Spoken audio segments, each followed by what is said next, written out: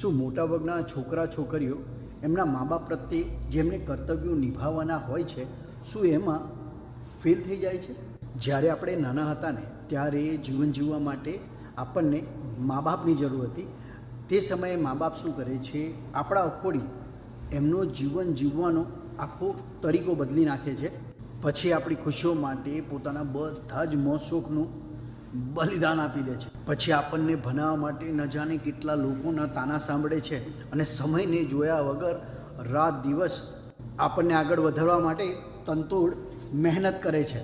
આપણને નાનપણમાં જ્યારે ચાલતા નહોતું આવડતું ને ત્યાંથી લઈને આપણને આપણા પગ પર ઊભા કરતા સુધી આપણા મા બાપ માટે આ જર્ની કાંઈ સહેલી નહોતી.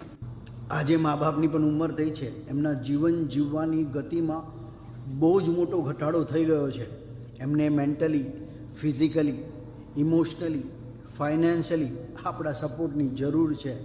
ઇન શોર્ટ, જ્યારે આપણે આપણા જીવનની પહેલી ઇનિંગ રમતા હતા ને ત્યારે એ ઇનિંગમાં સારું પરફોર્મન્સ કરવા માટે આપણને આપણા મા બાપની જરૂર હતી.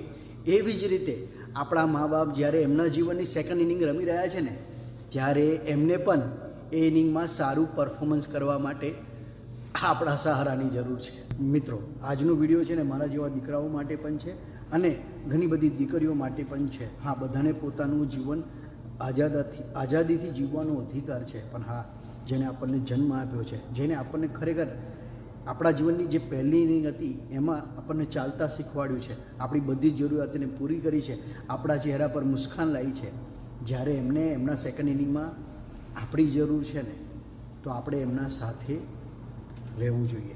જો શક્ય હોય તો બને એટલો સમય પોતાના મા બાપ સાથે વિતાવજો અને એમને mentally, physically, financially, emotionally support કરજો.